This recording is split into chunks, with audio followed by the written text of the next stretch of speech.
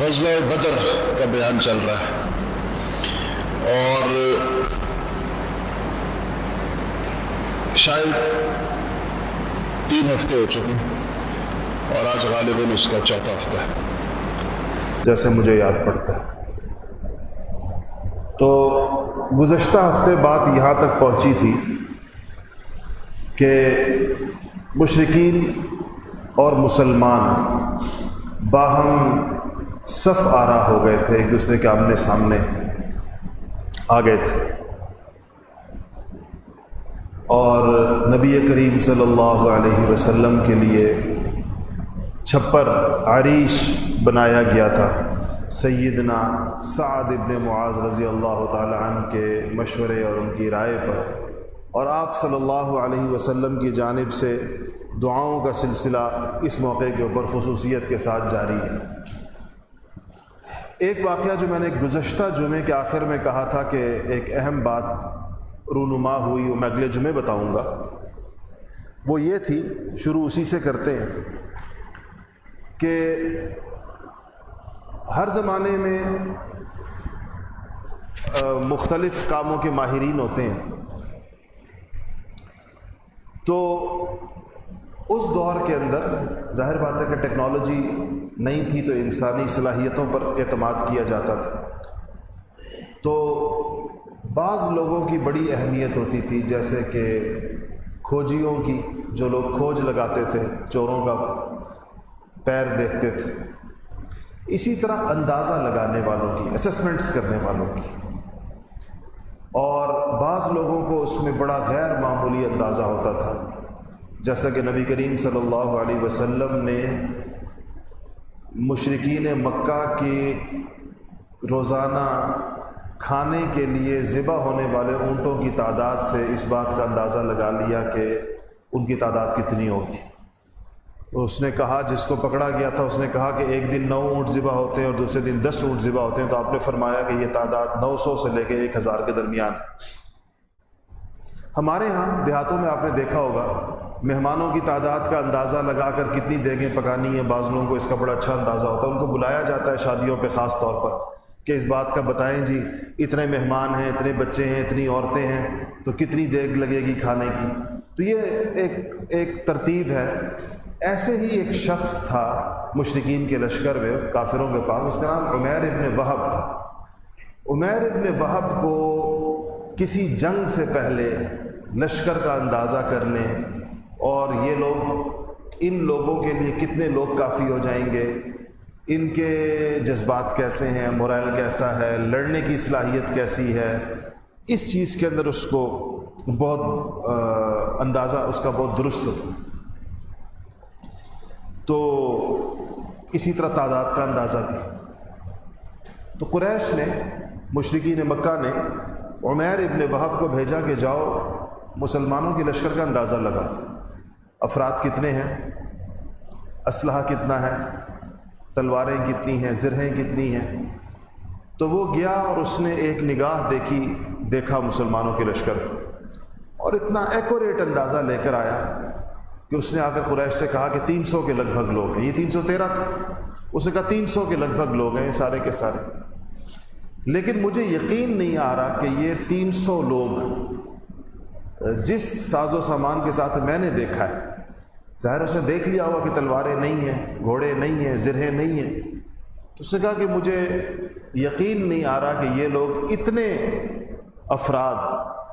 اتنے صرف سامان کے ساتھ اس لشکر جرار کے مقابلے میں آ چکے ہیں۔ یہ کوئی ان کی پلاننگ ہو سکتی ہے، کوئی اسٹریٹجی ہو سکتی ہے، کوئی منصوبہ بندی ہو سکتی ہے کہ سامنے 300 لوگ رکھے ہیں اور پہاڑوں کے پیچھے انہوں نے باقی لشکر چھپایا ہوا، تاکہ ہم بے خوف ہو کر ان کے ساتھ مقابلے پر اتر آئیں، اور یہ اس کے بعد پہاڑوں کے پیچھے والے لوگ جو ہیں وہ بھی نکل آئیں۔ تو اس لیے مجھے ذرا اندازہ لگانے دو کہ میں ذرا ایک اور لمبا راؤنڈ لے کر آتا ہوں اور میں دیکھتا ہوں کہ انہوں نے اور کہاں کہاں بندے بٹھائے ہیں۔ تو انہوں نے کہا کہ ٹھیک ہے، چلا گیا۔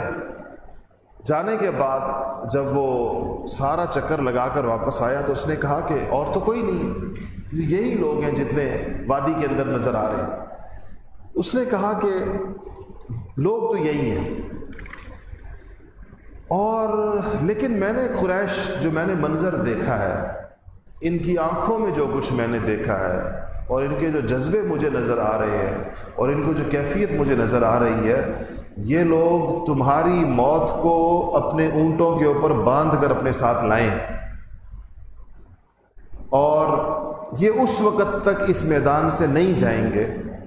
یہ 300 لوگ، کہ جب تک یہ اپنے مقابل کو نہ مار دیں یا یہ خود نہ مر جائیں، ان کی واپسی اس کے بغیر نہیں ہوگی۔ تو اس کا کہنے کا مقصد یہ تھا کہ اگر یہ 300 لوگوں نے شکست کھائی بھی تو یہ کم سے کم تمہارے 300-400 بندے مار کے شکست کھائیں گے، تو تمہیں اس فتح کا کیا مزہ آئے گا جس کے اندر تمہارے 300-400 بندے چلے جائیں گے۔ تو اس نے پھر اپنا مشورہ دیا کہ میری رائے یہ ہے کہ تم لوگ اس جنگ کے بارے میں پھر سے سوچو، اور اگر کوئی صورت نکلتی ہے اس جنگ کو بغیر جنگ کیے واپسی کی تو لوٹ جاؤ واپس۔ یہ بات جب اس نے کہی تو جو سلیم الفطرت لوگ تھے نا قریش کے اندر، ان کے دل کو یہ بات بڑی لگی، مشرکین کے لشکر۔ سب سے پہلے حکیم ابن حزام نے کہا کہ بات درست ہے اس کی۔ حکیم تو بعد مسلمان بھی ہو گئے فتح مکہ کے موقع پر، اور یہ عجیب آدمی تھے رضی اللہ عنہ کہ ان کو نبی کریم صلی اللہ علیہ وسلم سے ہمیشہ ہی محبت رہی، حتیٰ کہ اپنے سارے کفر کے زمانے میں بھی حضور سے محبت رہی ہے۔ حضرت خدیجہ کے بھتیجے تھے، خدیجہ الکبریٰ کے، اور ان لوگوں میں سے تھے جو 3 سال جو محاصرہ رہا شیب ابی طالب میں مسلمانوں کا، تو یہ اس دوران اپنی پھوپھی کے پاس کھانے پینے کا سامان پہنچاتے رہے۔ اس میں ان کے ابو جہل کے ساتھ کوئی جھڑپ بھی ہوئی، اور اس کا ذکر میں نے کیا تھا جب شیب ابی طالب سے ہم گزر رہے تھے، بات کر رہے تھے اس کے اوپر۔ تو حکیم نے کہا کہ اس کی بات درست، ہمیں اس جنگ کا کوئی فائدہ نہیں۔ اسے سوچا کہ میں اپنے یہ خیالات کس کے ساتھ شیئر کروں، کون ایسا اور بندہ ہے اس لشکر کے اندر۔ ابو جہل کے ساتھ تو بات نہیں ہو سکتی تھی، وہ تو ویسے ہی جہالت کا باپ تھا، اور اس کی تو موت آئی ہوئی تھی ویسے بھی۔ تو ان کو جو دوسرا سمجھدار آدمی لگا اس لشکر کے اندر جس سے بات ہو سکتی تھی، وہ عتبہ بن ربیعہ تھا۔ عتبہ اور شیبہ 2 بھائی تھے، ربیعہ کی اولاد تھے۔ یہ وہی دونوں ہیں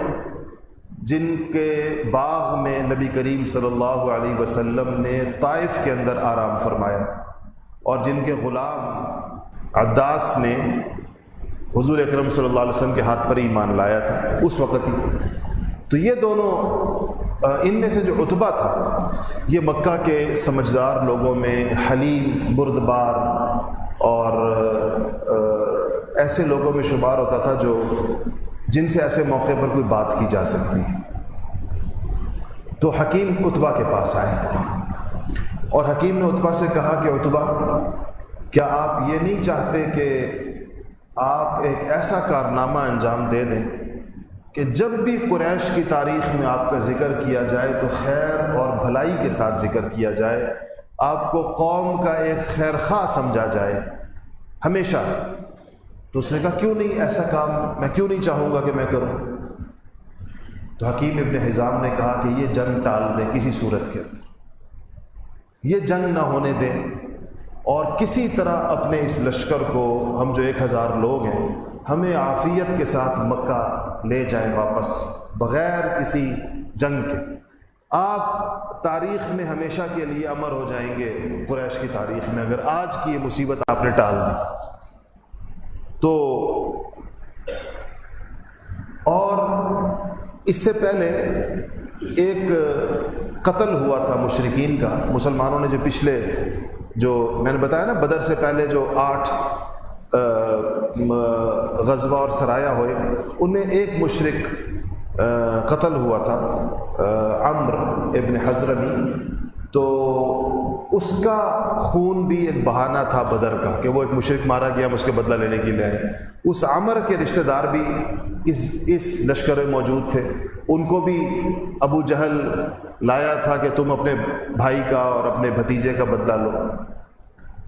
تو حکیم ابن حزام نے ایک اور بڑا اچھا مشورہ دیا اور عتبہ سے کہا کہ آپ ایسا کریں کہ جو عمر جس کا قتل مسلمانوں پر ہے اور اس کے بدلے کا بھی ایک جذبہ ہے ہمارے لشکر کے اندر، اس کا خون بہا آپ اپنے ذمے لے لیں، آپ کہیں کہ اس کے پیسے میں ادا کرتا ہوں اس کے بھائیوں کو، تو اس سے یہ ہوگا کہ ان کا جذبہ بھی ہو جائے گا اور یہ جنگ ٹل جائے گی۔ اب یہ بڑی حکمت کی بات تھی بظاہر۔ تو عتبہ آئے اور انہوں نے آ کے لشکر سے خطاب کیا، مشرکین کے لشکر سے۔ تو انہوں نے کہا کہ دیکھو یہ جنگ جو ہم کرنے جا رہے ہیں یہ کس لیے ہے؟ ہم تو نکلے تھے اپنے تجارتی قافلے کی حفاظت کے لیے، وہ تجارتی قافلہ بچ بچا کر مکہ کے قریب پہنچ چکا ہے، یہاں سے نکل گیا ہے، ہمارا مقصد ایک تو وہ پورا ہو گیا، دوسرا یہ کہ ہم جنگ کس سے کرنے جا رہے ہیں، ہمارے سامنے کون کھڑا ہے؟ تو ہمارے سامنے ہمارے سگے بھائی، ایک بھائی اس لشکر میں، دوسرا اس لشکر میں،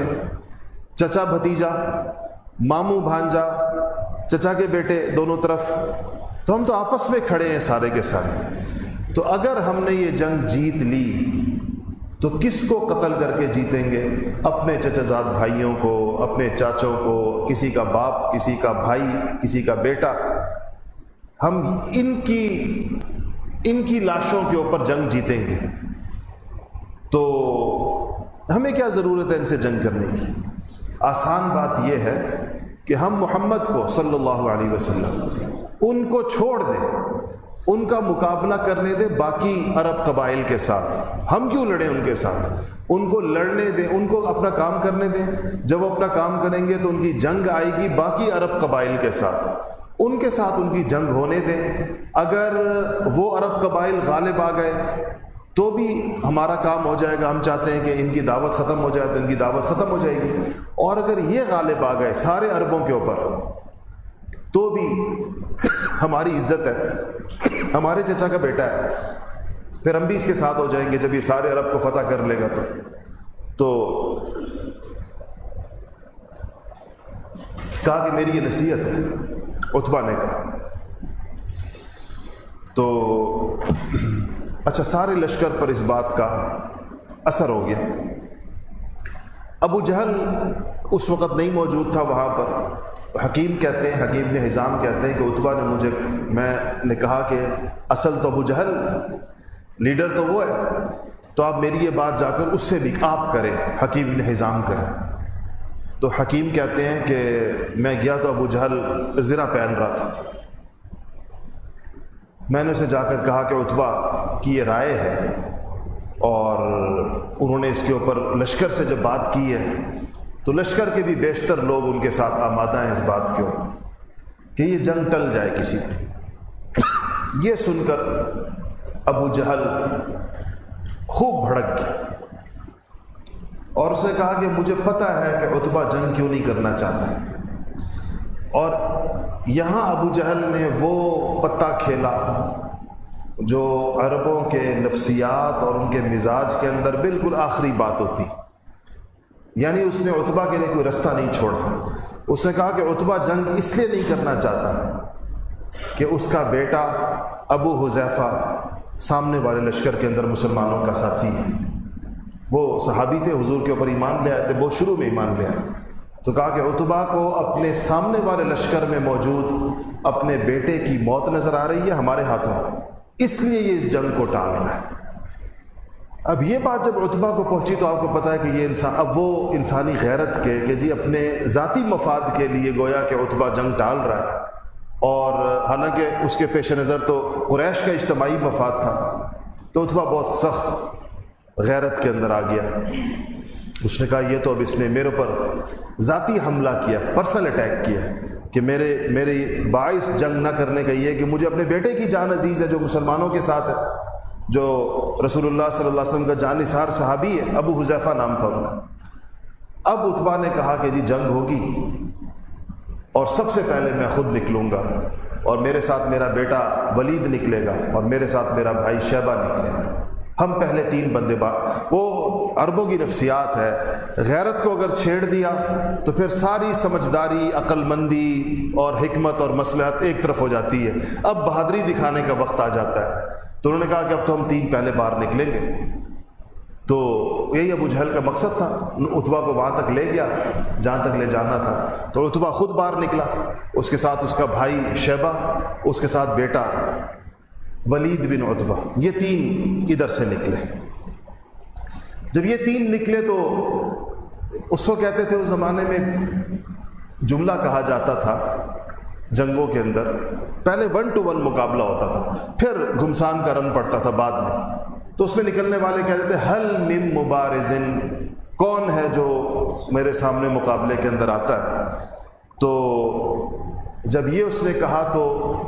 3 انصاری مقابلے کے اندر نکلے رسول اللہ صلی اللہ علیہ وسلم کی جانب سے، 2 بھائی عوف اور معوذ، یہ دونوں میں نے بتایا تھا کہ یہ حضرت سیدہ عفرا رضی اللہ تعالیٰ عنہا کے بیٹے تھے، اور یہ وہ صحابیہ ہیں جن کے 7 بیٹے بدر کے میدان میں رسول اللہ کے سپاہی تھے، اور یہ اعزاز صرف انہی کو حاصل ہے تاریخ اسلام کے اندر۔ خنسہ کے 4 بیٹے تھے نا، 7 بیٹے رسول اللہ کے سپاہی میدان بدر کے اندر جس کے کھڑے تھے وہ حضرت سیدہ عفرا رضی اللہ تعالیٰ عنہ تھی۔ تو یہ 2 بھائی وہ تھے، اور تیسرے جو تھے وہ حضرت عبداللہ ابن رواحہ مشہور انصاری صحابی ہیں۔ تو چونکہ وہ ہیلمٹ نما چیز پہنی ہوتی تھی، نہیں تو وہ جس کو ڈھاٹا کہتے ہیں وہ باندھا ہوتا تھا جنگ میں، تو انسان پہچانا نہیں جاتا تھا کون، جیسے آج کل لوگوں نے ماسک پہنا ہوا ہوتا ہے تو اس پہ پتہ نہیں چلتا۔ تو اس نے کہا، عتبہ نے کہا کہ کون 3 بندے جو نکلے کون؟ انہوں نے کہا کہ نام تو وہ نہیں جانتا تھا، ان کا رہتم من الانصار، انصار سے نکلے ہیں، انصار ہیں، مدینے والے ہیں۔ تو عتبہ نے کہا کہ ما لنا بکم من حاجہ، ہمیں تم سے کوئی لینا دینا نہیں ہے۔ اور پھر حضور کو آواز لگائی کہ یا محمد اخرج الینا اکفاءنا من قومنا، کہا کہ اے محمد ہمارے اس مقابلے کے اندر ہمارے جوڑ کے، ہماری برابری کے لوگ نکالو جو ہماری قوم میں سے، قریش میں سے لوگ نکالو۔ اور اکفانا کا مطلب ہوتا ہے کف ہمارے ساتھ برابر ہو، یعنی جس طرح ہم قریش کی لیڈرشپ ہیں اور بڑے لوگ ہیں، آپ بھی اپنے مقابل اسی جوڑ کے لوگ باہر نکالیں، یہ مدینے والوں سے ہم نہیں لڑیں گے پہلے۔ تو جب انہوں نے یہ کہا تو حضور نے کہا کھڑے ہو جاؤ حمزہ، اور کھڑے ہو جاؤ علی مرتضیٰ، اور کھڑے ہو جاؤ ابو عبیدہ، اپنے چچا کے بیٹے کو کہا، 2 چچا کے بیٹے اور 1 سگے چچا۔ تو حضور نے کہا تینوں آؤ، وہ تینوں آئے، انہوں نے بھی، ان کے بھی وہ تھے۔ تو پھر عتبہ نے پوچھا کون، اب کون آیا؟ تو انہوں نے کہا کہ حمزہ، دوسرے نے کہا کہ علی، تیسرے نے کہا کہ ابو عبیدہ۔ تو اس پر عتبہ نے کہا کہ ہاں اب جوڑ کو جوڑ پڑا، اب یہ مقابلے کے لوگ ہیں، یہ اپنی موت سے چند منٹ پہلے کی اس کی گفتگو ہے، یا کہیں کہ اس کے تکبر کے کلمات، کہتا یہ ہے نعم اکفاء کرام، کہا کہ ہاں یہ معزز لوگ ہیں، یہ اس قابل ہیں کہ ہم سے مقابلہ کریں، یا ہم اس قابل ہیں کہ یہ ہمارے سامنے آئیں۔ تو ایک روایت یہ آتی ہے، ابن سعد کی روایت ہے، طبقات ابن سعد کے اندر، کہ جب عتبہ نے یہ کہا کہ ہمارے برابر کے لوگ نکالو، تو نبی کریم صلی اللہ علیہ وسلم نے فرمایا کہ قوموا یا بنی ہاشم، اے بنو ہاشم تم اٹھو، یعنی میرا خاندان اٹھے، وہ لوگ اٹھے جو میرے قریبی ترین رشتہ دار ہیں، اور ان سے زیادہ قریبی کون ہو سکتا تھا؟ سگا چچا زاد بھائی حضرت علی مرتضیٰ، داماد بھی، اور اس کے بعد جو ہے دوسرے بھی چچا کے بیٹے۔ تو کہا کہ حضور کے جو الفاظ ہیں حدیث میں جو آتے ہیں کہ قوموا یا بنی ہاشم بحقکم الذی بعث اللہ بہ نبیکم اذ جاؤوا بباطلہم لیطفئوا نور اللہ، کہا کہ اے بنو ہاشم اس حق کو لے کر اٹھو، اس حق کے ساتھ اٹھو جس کو دے کر اللہ نے اپنے نبی کو بھیجا ہے، اللہ نے اپنے نبی کو جس حق کو دے کر بھیجا ہے اس حق کے ساتھ کھڑے ہو جاؤ اس باطل کے مقابلے میں جو اللہ کے نور کو بجھانے کے لیے آئی ہے۔ تو اس پر جنگ شروع ہوئی۔ عبیدہ جو تھے وہ سب سے بڑے تھے عمر میں، ادھر سے عتبہ بڑا تھا، وہ عتبہ کے مقابلے میں آئے، اور پھر حمزہ رضی اللہ تعالیٰ عنہ دوسرے نمبر پہ، شیبہ تھا اس کا بھائی، تو حمزہ بڑے تھے دوسرے نمبر پہ، حمزہ رضی اللہ تعالیٰ عنہ شیبہ کے مقابلے میں آئے، اور عتبہ کا بیٹا ولید ان تینوں میں سب سے چھوٹا تھا، ادھر سے علی مرتضیٰ عمر میں سب سے چھوٹے تھے، تو ولید کے مقابلے کے اندر یہ تین آمنے سامنے اس طریقے کے ساتھ آ گئے۔ اور جیسے ہی حملہ ہوا حضرت علی نے اور حضرت حمزہ نے پہلے ہی وار میں دونوں کی گردنیں اڑا دی، پہلے وار کے، اور عتبہ بھی گیا ادھر سے، نہیں شیبہ بھی گیا اور ولید بھی گیا۔ عتبہ کے مقابلے کے اندر چونکہ عبیدہ تھے اور ان کی عمر بہت زیادہ تھی، بوڑھے تھے، تو ان کو ٹانگ پر لگی اس کی ضرب، ان کی ٹانگ کٹی، انہوں نے عتبہ کو زخمی بھی کیا، لیکن چونکہ یہ دونوں اپنے مقابل کو مار کے فارغ ہو چکے تھے تو یہ دونوں آئے اور انہوں نے عتبہ کو بھی قتل کر دیا۔ وہ تینوں جہنم میں گئے اور یہ تینوں واپس آئے، اور حضرت عبیدہ رضی اللہ تعالیٰ عنہ نے حضور سے کہا کہ ٹانگ کٹ چکی تھی، خون بہ رہا تھا، بوڑھے بھی تھے، کہا کہ یا رسول اللہ اگر میں مر جاؤں اس زخم کی وجہ سے تو کیا میں شہید ہوں گا؟ تو حضور اکرم صلی اللہ علیہ وسلم نے فرمایا کہ ہاں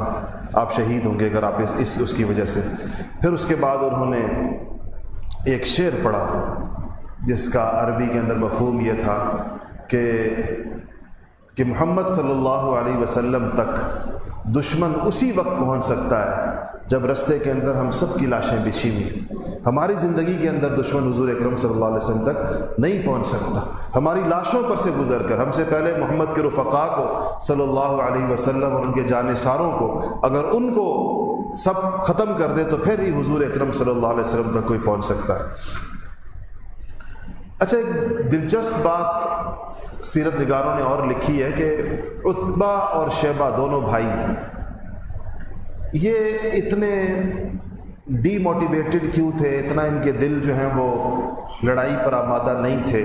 جوش و خروش نہیں تھا ان کے اندر؟ تو ابو جہل ان کو مسلسل برانگیختہ کر رہا تھا۔ تو اس کی وجہ یہ تھی کہ جب یہ دونوں جنگ کے لیے نکلنے لگے تو وہ جو ان کا غلام تھا جو طائف کے باغ کے اندر نبی کریم صلی اللہ علیہ وسلم کو جسے پہچان لیا تھا، وہ قصہ یاد ہوگا آپ کو، میں نے طائف کے قصے میں سنایا تھا، اس کو جب پتہ چلا کہ یہ دونوں حضور اکرم صلی اللہ علیہ وسلم کے مقابلے میں جا رہے ہیں تو اس نے دونوں، وہ پاؤں پڑ گیا اپنے دونوں آقا تھے، اس کے مالک تھے، اس کے وہ تو ان کا غلام تھا، ان کے پاؤں پڑ گیا اور ان سے کہنے لگا کہ بی ابی و امی انتما واللہ، کہا کہ میرے ماں باپ آپ پر قربان، خدا کی قسم آپ اللہ کے رسول کے مقابلے میں نکل رہے ہیں اور یہ آپ جنگ کے لیے نہیں نکل رہے، آپ اپنی قتل گاہوں کی طرف جا رہے ہیں۔ تو اس نے پوچھا، ایک اور بھائی تھا اس کا، عاص نام تھا اس کا، تو عاص نے پوچھا کہ اسی سے، عداس سے، کہ کیا واقعی تم یہ سمجھتے ہو کہ وہ اللہ کے رسول ہے؟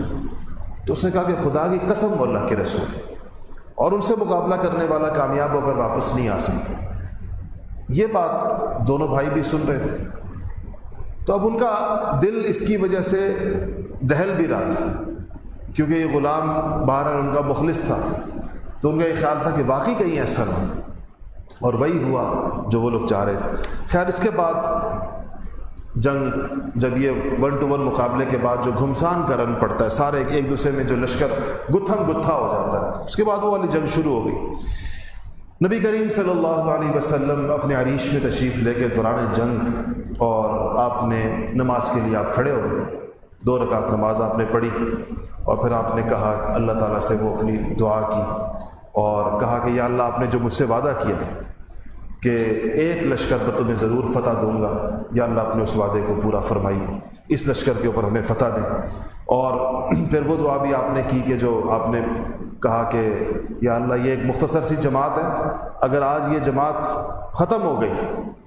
تو یا اللہ تیری عبادت کرنے والا دنیا کے اندر کوئی نہیں رہے گا، یہ تیرے عبادت گزاروں کا یہی ایک مختصر سا قافلہ ہے۔ اور یہ نبی کریم صلی اللہ علیہ وسلم کی گویا کہ 15 سال کی محنت کا خلاصہ تھا جو اس وقت میدان جنگ کے اندر موجود تھا۔ نبوت کے دن سے لے کر اس دن تک آپ نے جو محنت فرمائی تھی، یہ وہی لوگ تھے جو اس وقت آپ کے سامنے تھے۔ اور اس کے بعد پھر وہ دعا میں نے جس کا ذکر پچھلے جمعے میں کیا تھا کہ آپ ہاتھ اٹھاتے رہے، آپ کی چادر گر جاتی تھی۔ سیدنا ابوبکر صدیق نے کہا کہ یا رسول اللہ بہت ہو گیا، خدا کی قسم اللہ جل شانہ نے آپ کے سن لیا۔ حسبک فقد الححت علی ربک، آپ نے بہت زاری کر لی اللہ کے سامنے، ابوبکر صدیق نے کہا۔ پھر جبرائیل امین آئے اور انہوں نے آپ سے کہا کہ یا رسول اللہ آپ ایک مٹھی اٹھائیں مٹی کی، ریت کی، جو بدر کے میدان میں تھی، اور آپ اس کو اٹھا کر یوں پھینکیں اور فرمائیں شاہت الوجوہ، کہ ان سب کے چہرے جو ہیں وہ خاک آلود ہو جائیں۔ حضور اکرم صلی اللہ علیہ وسلم نے جبرائیل کے کہنے کے اوپر مٹی اٹھائی اور اس کے بعد آپ نے جو ہے وہ پھینکی، اور جیسے ہی آپ نے وہ مٹی جو ہے وہ پھینکی تو ان سب کے اس کے اندر پڑی۔ اسی دوران ان کے اوپر آنکھیں وہ ہوئیں، اس دوران آسمان سے فرشتوں کا نزول شروع ہوا۔ اور صحابہ کرام رضوان اللہ تعالی علیہم فرماتے ہیں کہ ہم نے خود ایسے لوگوں کو دیکھا کہ جو ہمارے ساتھی نہیں تھے، اور وہ جو ہے وہ جنگ کے اندر باقاعدہ لڑ رہے تھے۔ اور صحابہ کہتے ہیں کہ جب ہم نے بعد میں مقتولین کو شمار کیا تو ہم اپنے قتل شدہ لوگوں کو اور فرشتوں کے قتل شدہ لوگوں کو الگ الگ پہچان رہے تھے، کیونکہ جو فرشتوں کے قتل شدہ لوگ تھے ان مقتولین کی شکل اور ہوتی تھی، اور ہمارے تلواروں سے جو لوگ قتل ہوتے تھے ان کی شکل اور ہوتی تھی۔ اس میں پہلے 1000 فرشتے اترے، پھر 3000 اترے، اور پھر 5000 فرشتے اترے۔ اچھا، یہ جب اترے تو بعض روایتوں سے پتہ چلتا ہے کہ ان فرشتوں نے 3 قسم کی روایتیں ہماری، بعض روایتوں میں ہے کہ ان فرشتوں کے جو امامے تھے، جو پگڑیاں باندھی ہوئی تھیں، وہ سیاہ رنگ کی تھی، کالے رنگ کی پگڑی پہنی تھی۔ بعض روایتوں میں آتا ہے کہ وہ سفید رنگ کی پگڑی پہنی، بعض روایتوں کے اندر آتا ہے کہ وہ زرد رنگ کی پگڑی تھی، اور اس کے روایت میں آتا ہے کہ اس پگڑی، اس کو شملہ کہتے ہیں پگڑی کا، تو انہوں نے اپنے دونوں مونڈوں کے درمیان شملہ بھی چھوڑا ہوا تھا پگڑی کا۔ ایک پگڑی ہوتی بغیر شملے والی، شملے والی پگڑیاں پہنی ہوئی تھی، اور ان کے مونڈوں، اس کو مونڈے ہوتے ہیں، مونڈوں کے درمیان ان نے شملے چھوڑے ہوئے تھے۔ اچھا، اس کے بعد یہ جب آئے تو قرآن شریف نے فرشتوں کے نزول کی آیات ہیں، قرآن شریف کے اندر ساری کی ساری موجود ہیں۔ فرشتوں کو انسانوں کو مارنے کا طریقہ نہیں آتا تھا، اس لیے کہ انسانوں کی روح قبض کرنے کا تو اسرائیل کا کام ہے، یہ دوسرے فرشتے تھے جو آئے تھے۔ اس لیے قرآن کی آیت ہے کہ اللہ جل شانہ نے فرشتوں کو قتال کرنے کا طریقہ خود سکھایا۔ اللہ نے فرمایا کہ فضربوا، قرآن کی آیت ہے سورہ انفال کی، فضربوا فوق الاعناق وضربوا منهم كل بنان، کہ فرشتوں کافروں کی گردنوں پر مارو، گردن پر مارو، اور ان کے ایک ایک پور کو کاٹ دو۔ یہ اللہ جل شانہ کا حکم ہے جو ان کو ہوا۔ تو وہ کہتے ہیں کہ صحابہ کہتے ہیں کہ جو ہم نے فرشتوں کے مقتول جن کو فرشتوں نے مارا تھا اس طرح پہچانے کہ ان کی گردنوں پر سیاہ نشان تھے اور ان کے پوروں پر سیاہ نشان تھے۔ وہ جو اللہ کا حکم تھا کہ ان کو گردنوں پر مارو اور پوروں پر مارو۔ صحیح مسلم میں حضرت ابن عباس رضی اللہ تعالیٰ عنہ سے ایک روایت ہے اس فرشتوں کے قتال کے بارے میں کہ ایک مسلمان مجاہد جنگ بدر کے اندر ایک مشرک کے پیچھے بھاگ رہے تھے، اور ابھی انہوں نے اپنی تلوار نہیں اٹھائی تھی، اور وہ مسلمان صحابی پیچھے تھا، انہوں نے تلوار ابھی فضا میں بلند نہیں کی تھی کہ ان کو ایک گھوڑے کی آواز آئی، جیسے گھوڑا قریب سے آتا ہے، اور اس کے بعد ایک آواز آئی کہ کوئی کہہ رہا ہے کہ اے حیزوم آگے بڑھو، اور یہ حیزوم حضرت جبرائیل کے گھوڑے کا نام ہے۔ اس کے بعد کہتے ہیں کہ میں نے دیکھا تو ایک مجھے، جیسے آپ نے کبھی کوڑے کی ایک سڑاپ سی آواز آتی ہے نا، کوڑے کی جب فضا کے اندر کوڑا مارا جاتا ہے، کہتے مجھے اس طرح کی ایک آواز آئی، اور میں نے دیکھا کہ وہ مشرک سامنے چت زمین کے اوپر پڑا ہوا ہے، اور اس کی ناک اور اس کا چہرہ جو ہے وہ کوڑے کی ضرب سے پھٹ گیا ہے مکمل طور۔ گویا کہ یہ جبرائیل امین کی ضرب تھی، کیونکہ جبرائیل کے گھوڑے کا ذکر ہے کہ جس سے وہ اس سے آگے جا کر پڑ گیا تھا۔ تو اس انصاری صحابی نے اپنا یہ مشاہدہ نبی کریم صلی اللہ علیہ وسلم کو آ کے ذکر کیا کہ رسول اللہ میں نے تو یہ دیکھا کہ میں نے بھی اس کو نہیں مارا تھا کہ یہ آواز آئی اور آواز کے بعد ایک کوڑے کی آواز آئی جیسے کوڑا ہوا کے اندر آتا ہے اور وہ سامنے اپنا اس کا چہرہ پھٹا پڑا تھا۔ رسول اللہ صلی اللہ علیہ وسلم فرمایا کہ تو نے سچ کہا، جو تو نے دیکھا یہ تو نے صحیح دیکھا، اور یہ آسمان سے امداد تھی جو تیرے لیے اللہ جل شانہ نے اتاری کہ تیری بجائے فرشتہ وہ کرے۔ اور حضرت ابن عباس ایک اور روایت بھی فرماتے ہیں کہ نبی کریم صلی اللہ علیہ وسلم نے بدر کے دن فرمایا، نبی کریم دیکھ رہے تھے شاید ان کو بہت واضح، تو آپ نے فرمایا کہ یہ جبرائیل ہے اپنے گھوڑے کی لگام تھامے ہوئے اور سامان جنگ یعنی جنگ کا پورا سامان پہنے ہوئے یہ اتر گئے میدان کے اندر، جبرائیل امین فرشتوں کی فوج کے ساتھ۔ یہ بدر واحد موقع ہے جس کے اوپر فرشتے جنگ کے لیے اترے۔ حنین کے اندر اور موقعوں پر بھی فرشتوں کا اترنا ثابت ہے لیکن لڑنا ثابت نہیں ہے۔ لڑائی جو فرشتوں کی ثابت ہے، قتال کرنا فرشتوں کا، باقاعدہ جنگ کے اندر حصہ لینا، یہ صرف بدر کے اندر ہے۔ اور اس کی وجہ یہ سمجھ میں آتی ہے، مسئلہ اللہ بہتر جانتا ہے کہ بدر میں مسلمانوں کے پاس اسباب انتہائی کم تھے۔ باقی جنگوں کے اندر آپ تناسب دیکھیں گے تو کسی نہ کسی درجے کے اندر جب میدان میں آ جاتے تو کوئی نہ کوئی شکل اس کی بنتی تھی۔ بدر میں چونکہ مسلمان تعداد میں بھی کم تھے اور اسباب میں بھی بہت زیادہ کم تھے، سامان جنگ نہیں تھا مسلمانوں کے پاس، اس لیے اللہ تعالیٰ کی مدد اور نصرت کی شکل کچھ اور ہوئی ہے، اور یہ ہمیشہ کے لیے اللہ جل شانہ کا وعدہ ہے مسلمانوں سے۔ وہ اقبال کا مشہور شعر ہے کہ فضائے بدر پیدا کرو تو آج بھی فرشتے آسمان سے اتر سکتے ہیں، بشرطے کہ فضائے بدر پیدا کرو۔ اس فضا کے اندر اگر انسان ہو، ہر موقع پہ اللہ کے مجاہدین نے، آپ کبھی دیکھیں گے افغانستان میں جہاد ہوا روس کے خلاف، امریکہ کے خلاف، آپ کبھی ان مجاہدین سے پوچھیں کہ انہوں نے کیسے اللہ تعالیٰ کی مدد اور نصرت کے کرشمے میدان جہاد کے اندر دیکھے۔ اتنی بڑی بڑی سپر پاورز کو شکست دینا اسباب کی دنیا کے اندر تو ممکن نہیں ہے، تو اللہ کی مدد اور نصرت سے ہی ممکن ہے۔ اور ان مجاہدین نے افغانستان میں پہلے روس کو اور اس کے بعد امریکہ کو جس قسم کی شکست سے دوچار کیا، انہوں نے وہ مناظر دیکھے کہ تھوڑے لوگ کیسے زیادہ کے لیے کافی ہو جاتے ہیں، کم اسباب کے ساتھ کیسے زیادہ اسباب والوں کا مقابلہ ہوتا ہے۔ ایمان کا مقابلہ جب ٹیکنالوجی کے ساتھ آ جائے کہ ایک کے ہر قسم کی ٹیکنالوجی ایک لشکر کے پاس ہے، ہر قسم کی چیز ان کے پاس ہے، اور دوسروں کے پاس صرف ایمان ہے اور اللہ اور اس کے رسول کے اوپر ان کا یقین ہے اور اللہ کے لیے جان نچھاور کرنے کا جذبہ ہے، تو اللہ جل شانہ پر کیسی مدد اور کیسی نصرت دکھاتے ہیں، یہ وہ لوگ جانتے ہیں جو میدان کے لوگ ہیں۔ جن لوگوں کو اس کا عملی تجربہ ہے وہ اپنے واقعات بتاتے بھی رہتے ہیں، لکھتے بھی رہتے ہیں، لوگوں نے سنے بھی ہیں، ہم نے بھی سنے ہیں بہت سارے۔ تو اس سے پتہ چلتا ہے کہ یہ جو جہاد کے میدان میں اللہ تعالیٰ کی نصرت ہے، اللہ کی مدد آسمانوں سے اتارنے کا جو سب سے بڑا ذریعہ ہے وہ میدان جہاد، کیونکہ وہاں مسلمان اور کافر بالکل آمنے سامنے آ جاتے ہیں، اور عموماً ایسا ہوا ہے کہ مسلمانوں کے اسباب کم ہوتے ہیں، مسلمانوں کے پاس تعداد کم ہوتی ہے، کیونکہ مسلمان کا بھروسہ اسباب پر نہیں ہوتا، وہ تو اللہ کے لیے نکلا ہوتا ہے، اور کافر کسی اور کام کے لیے نکلا ہوتا ہے، ظاہر بات۔ ادھر پھر اللہ جل شانہ اپنی قدرتوں کے کرشمے دکھاتے ہیں۔ انشاءاللہ اس سے آگے اگلے ہفتے کے واقع دعوانا الحمدللہ۔